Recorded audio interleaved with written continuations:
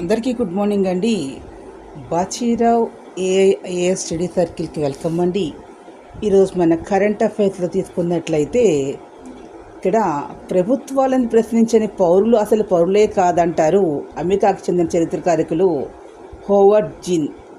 ఇక్కడ దీని ఆధారంగానే మనకి సమాచార హక్కు చట్టం అనేటటువంటిది వచ్చింది.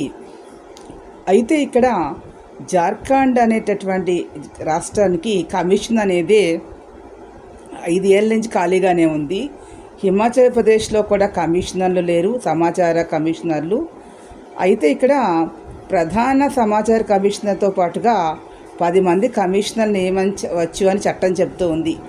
ఛత్తీస్గఢ్లో ఒక్కళ్ళే ఉన్నారు, ఏపీలో 3 కమిషనర్లే, మధ్యప్రదేశ్లో 4 ఉన్నారు, చాలా రాష్ట్రాల్లో. అయితే 2025 జూన్ నాటి దేశవ్యాప్తంగా అన్ని కమిషనర్లు అపరిష్కృతంగా ఉన్నటువంటి రెండో అప్పీళ్లు ఫిర్యాదుల సంఖ్య 4 లక్షలు పైగా ఉంది. సో ఇది వెరీ ఇంపార్టెంట్, గుర్తుపెట్టుకోండి.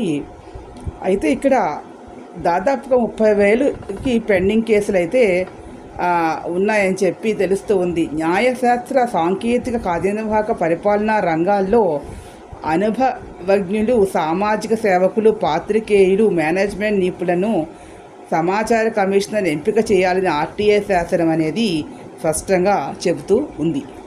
జల వివాదాలు అనేటటువంటివి అభివృద్ధికి అడ్డుకట్టలుగా మారుతూ ఉన్నాయి. సో దేశంలోని రాష్ట్రాల గుండా అనేక జీవనదులు ప్రవహిస్తూ ఉన్నాయి. అయితే వ్యవసాయం, త్రాగునీరు, పరిశ్రమల, జల విద్యుత్ వంటి వాటికి నీరు అనేది అవసరం. నదులపై నిర్మించినటువంటి ఆనకట్టలు, జలాశయాలు, ఎత్తిపోతల పథకాలు వివాదాలకు దారితీస్తూ ఉన్నాయి. ఇవి చాలా ఇబ్బందికరమైనటువంటి పరిణామం.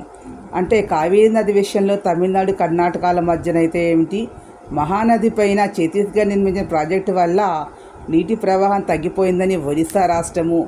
అదేవిధంగా వాతావరణ మార్పులో కొన్నిసార్లు వర్షపాతం నమూనాలు, నీటి లభ్యత మారడం వల్ల, నదీ ప్రవాహ మార్గాల వల్ల రాజకీయ నిర్ణయాలు, రాష్ట్రాల మధ్య సామరస్యాలు దెబ్బతింటడం అనేది ఉంది. కేంద్రం 1956లో అంతర్రాష్ట్ర నదుల జల వివాదాల చట్టం ట్రిబ్యునల్ను ఏర్పాటు చేసింది. మహానది జల వివాదాల ట్రిబ్యునల్ ఛత్తీస్గఢ్, ఒడిశాల మధ్య విభేదాలు ఇప్పటికీ కూడా ఉన్నాయి. అదేవిధంగా నర్మదా జలాలపై గుజరాత్, మధ్యప్రదేశ్, మహారాష్ట్ర, రాజస్థాన్ మధ్యన కూడా వివాదాల ట్రిబ్యునల్ అయితే ఉంది. తుంగభద్ర ట్రిబ్యునల్ ఉంది. ఈ సమస్యకి పరిష్కారం భౌగోళిక, భౌతిక, సామాజిక అంత సమన్వయం చేస్తూ నీటి సమగ్ర నిర్వహణ అవసరం. సో ఈ వీడియో మీకు నచ్చినట్లయితే ప్లీజ్ సబ్స్క్రైబ్ చేసి మరిన్ని కొత్త అంశాలతో ముందుకు వస్తాను. Thank you.